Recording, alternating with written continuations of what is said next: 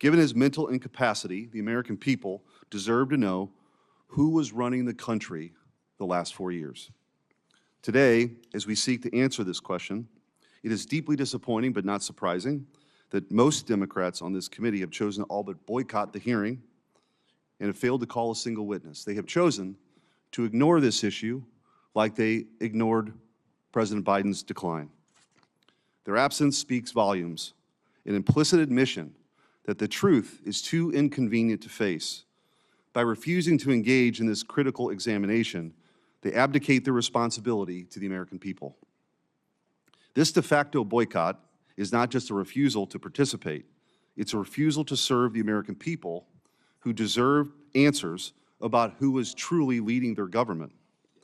President Biden's decline did not suddenly begin in June of 2024. It was a persistent and obvious truth that was evident for years to anyone who was willing to see it. This reality did not require special insider knowledge or investigative reporting to uncover.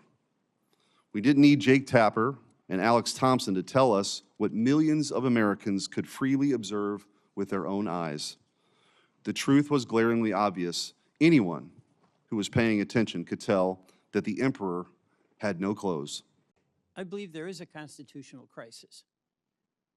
It's the collapse of Congress asserting its Article I authority to make decisions about the well-being of the American people. What has this Senate debated in the months that we've been here, other than nominations? Have we discussed the possible war with Iran? Have we had a serious discussion on the floor about the massive and mounting debt?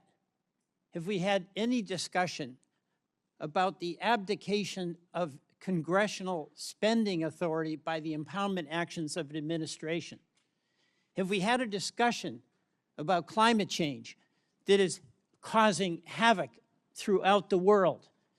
What we've done is gone to the floor and haven't debated. We've gone to the floor and voted on nominations. There's another issue of great concern to me, because I have enormous respect for my colleagues. Each and every one of us who was elected, it's the highest honor of our life.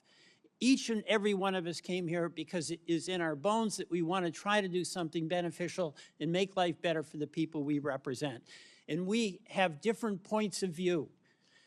But instead of this Congress debating those different points of view about oil exploration, or about clean energy, about a good healthcare system, what we do is turn that debate into personal accusations of motivations, of cover-up, of conspiracy, of bad character, of demeaning folks who disagree with us. So we never get to the discussion about how do we have a healthcare system that works for the people in Texas, the people in Louisiana, and the people in Vermont. We never get to the discussion about, are we going to deny the reality of what we know is true, climate change, and how do we address that in a way that maintains a strong economy and actually builds a strong economy?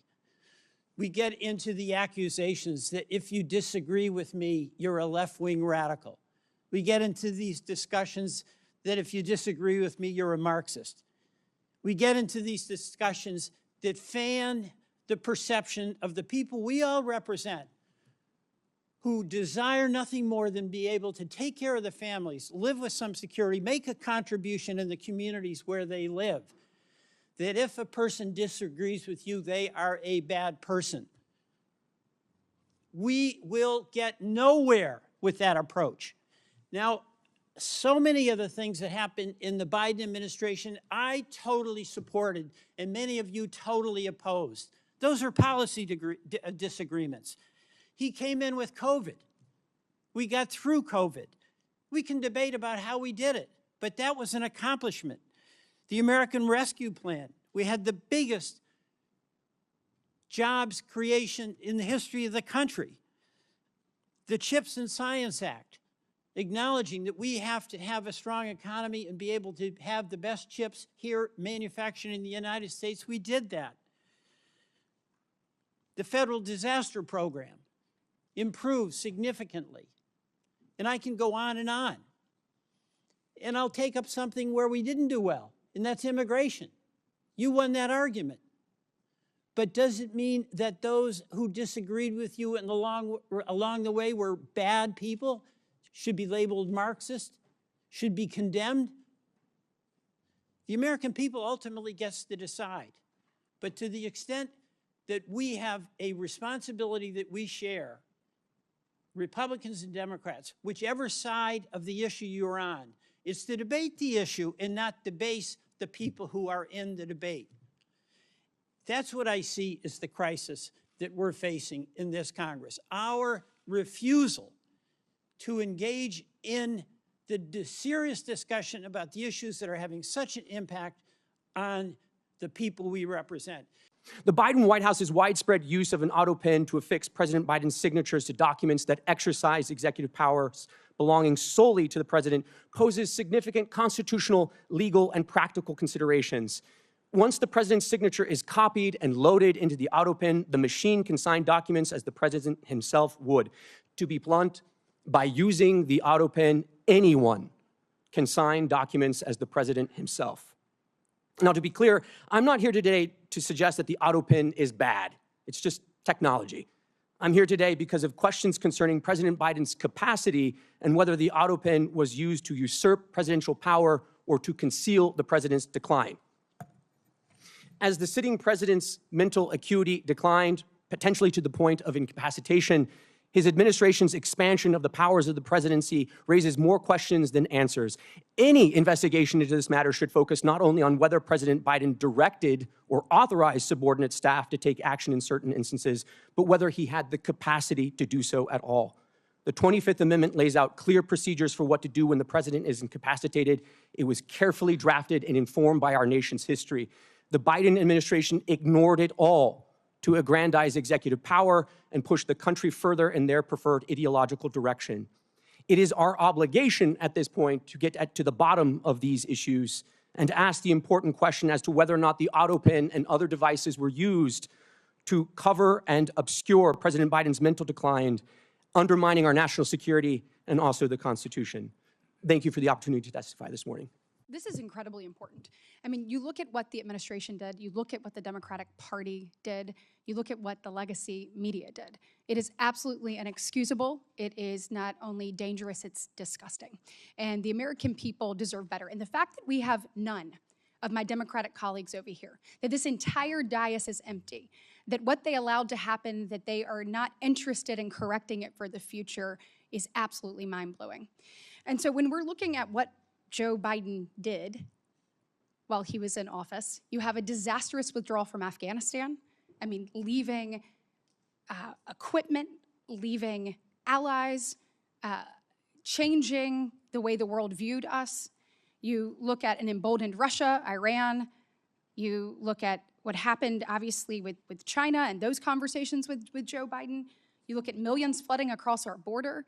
You look at a ton of unaccompanied children coming across, hundreds of thousands. You look at hundreds of thousands of Americans dead because of fentanyl poisoning.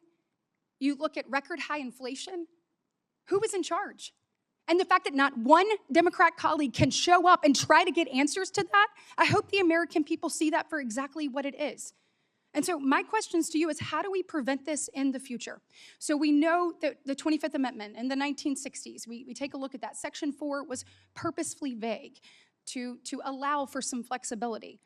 Clearly, it either didn't work or we have some people we need to hold accountable for not stepping up. So I want to know from you all, what do we need to do? Do you think that there need to be more guardrails when it comes to Section 4? Do you think that we need some more standards to evaluate that? And if so, what should those standards be? And Professor Harrison, I'd like to start with you. Senator, this is the question about further implementation of the Section 4 is one that has not received a lot of attention because, fortunately, the country has not needed it very often.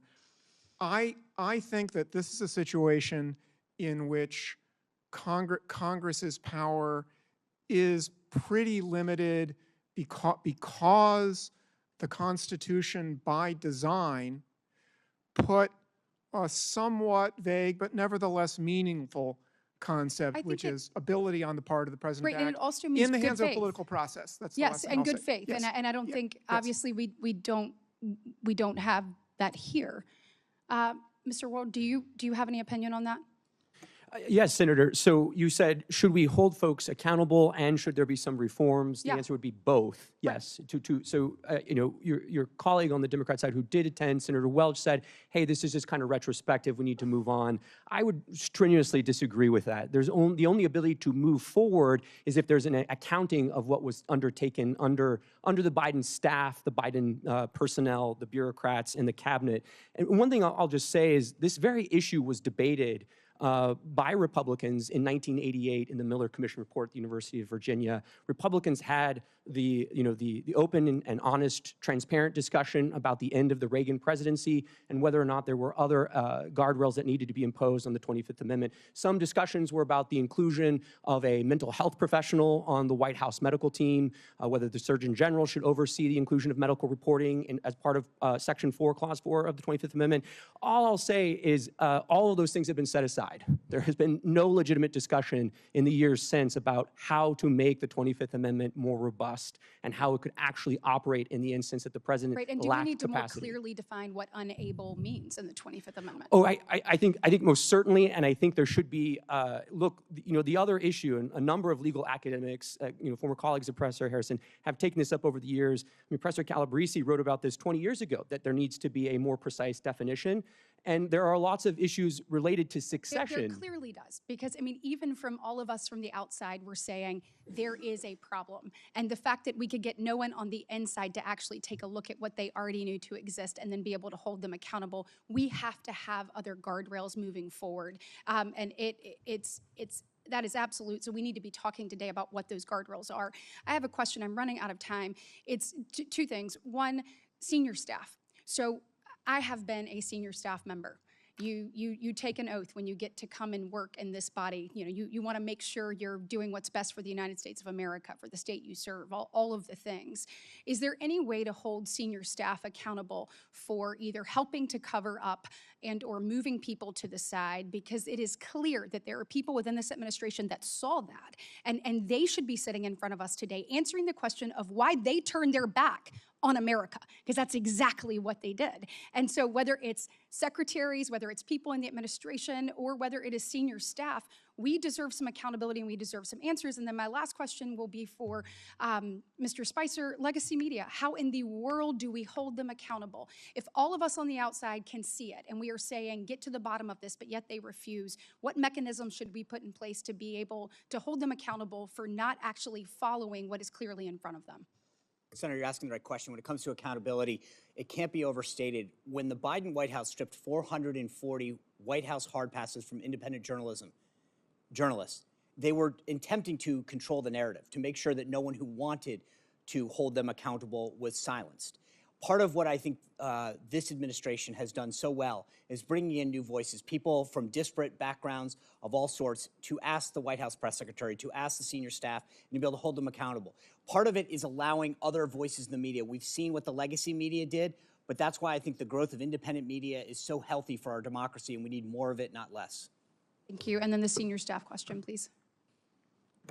Yeah, look, Senator, I mean, senior staff from the first Trump administration were brought in before committees and investigated for their participation in drafting the president's remarks on January 6th, for drafting a speech.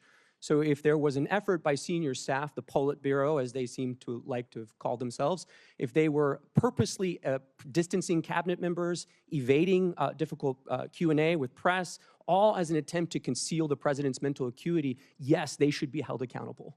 Thank you. If you go back through our history, Senator, so Grover Cleveland, Wilson, FDR, JFK, President Johnson, President Biden, it's almost a Democrat sport to keep from the American people the health and acuity of the chief executive. They've been doing this for a long time, but this is of another level, especially as Mr. Spicer was mentioning, the complicity of the national media in obscuring this, but also that cabinet officers would go to the lengths of avoiding interacting with the chief executive because they were fearful that they would have to speak to his diminished capacity. And I'm running out of time, and it was of particular concern that the media seemed to never ask him about executive actions and policy. Favorite flavor of ice cream? Yes. Why he was pushing dangerous criminals into the interior of this nation? No. And that is why I think this hearing was so very important. What was coming out of this administration was a radical wish list, and certainly you can see it, what has happened to the consequences playing out right now.